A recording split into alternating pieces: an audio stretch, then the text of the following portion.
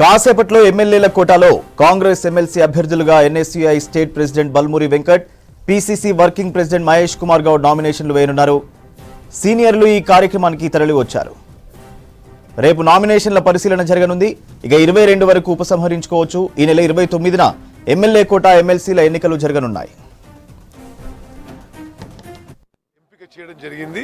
ఇప్పుడు నామినేషన్ ప్రక్రియకు పోతున్నాం. మరి వ్యక్తిగతంగా పార్టీ పరంగా నేను చాలా సంతోషిస్తున్నాను. సుదీర్ఘ కాలంగా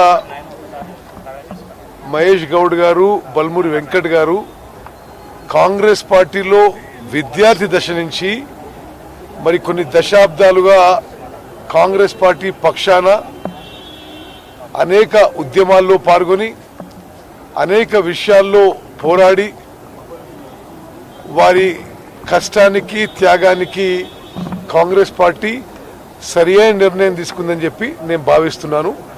వారిద్దరికీ శాసన మండలిలో అదేవిధంగా వారి రాజకీయ భవిష్యత్తు బంగారు భవిష్యత్తుగా ఉండాలని చెప్పి భగవంతుని ప్రార్థిస్తున్నాను. మాకు తెలిసి ఏకగ్రీవంగానే ఉంటారు. చాలా సంతోషం కదా. కాంగ్రెస్ పార్టీ విద్యార్థి దశ నుంచి వచ్చిన వాళ్ళకి ఇద్దరికి కూడా ఇవ్వడం చాలా సంతోషం. ఇద్దరు కూడా చాలా కష్టపడి పైకి వచ్చారు. పూర్తి వారి జీవితం అంతా కాంగ్రెస్ పార్టీకి అంకితం చేసి పనిచేశారు. I'm very happy that AICC has recognized their hard work and sacrifice. చాలా చిన్న వయసు మొత్తం మీద చాలా చిన్న వయసులో పెద్దల సభకు పోతున్నారు. చాలా సంతోషం.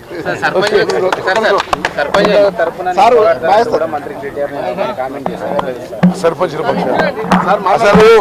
అసలు బిల్లులు ఇవ్వాల్సింది ఆయన, వాళ్ళు బిల్లులు ఇవ్వకుండా పోయి కూడా కొట్లాడతామంటే ఎట్లా?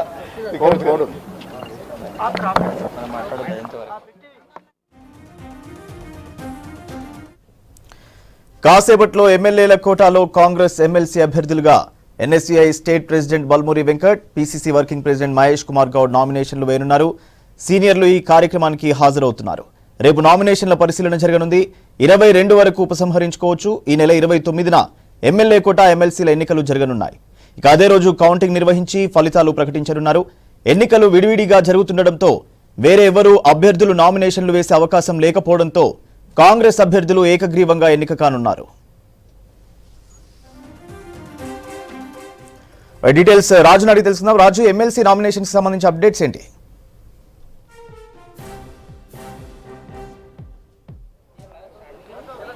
థ్యాంక్ యూ సూర్య.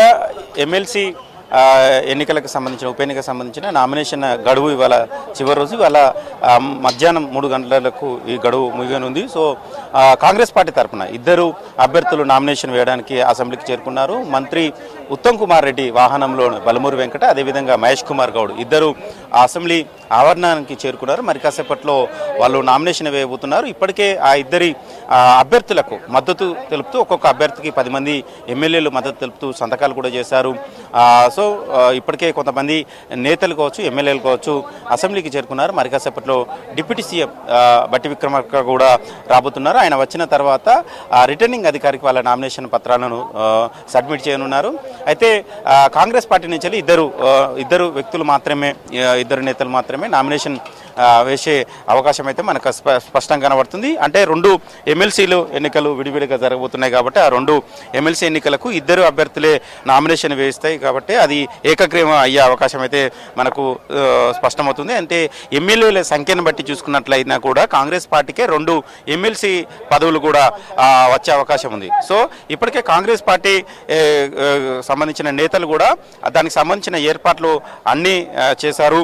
మరి కాసేపట్లో ఈ అభ్యర్థులు ఎన్ఎస్యుఐ వెంకట, అదేవిధంగా PCC working president Mahesh Kumar Goud వాళ్ళిద్దరూ నేతలతో, అంటే మంత్రులు కావచ్చు, ఎమ్మెల్యేలు కావచ్చు, వాళ్ళకు మద్దతు ఇచ్చే నేతలతో కలిసి లోపలికి వెళ్ళి నామినేషన్ పత్రాలను సబ్మిట్ చేసే అవకాశం అయితే కనబడుతుంది. ఇవాళ నామినేషన్ల స్వీకరణ ఆఖరి రోజు. ఇక రేపు స్క్రూటినీ 22వ తారీఖు నాడు విత్రాసు, 29న ఎన్నికలు, అదే రోజు ఫలితాలు వెలువడే అవకాశం ఉంది. అయితే పోటీదారులు ఎవరు లేకపోవడం వల్ల 2 సీట్లకు 2 ఎమ్మెల్సీ పదవులకు 2 మాత్రమే నామినేషన్ ఇస్తున్నారు కాబట్టి ఇద్దరికి ఏకగ్రీవం చేసే అవకాశం అయితే స్పష్టంగా కనబడుతుంది. బహుశా అది ఎప్పుడు అనౌన్స్ చేస్తారు ఏంటి అనేది చూడాలి. చూడాల్సి ఉంది.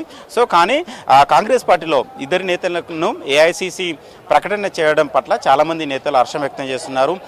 బల్మూరి వెంకట్ కావచ్చు, అదేవిధంగా PCC working president Mahesh Kumar Goud ఇద్దరు ఎన్ఎస్యుఐ నుంచి వెళ్ళి పనిచేశారు. కాంగ్రెస్ పార్టీలో క్రమశిక్షణతో పనిచేశారు.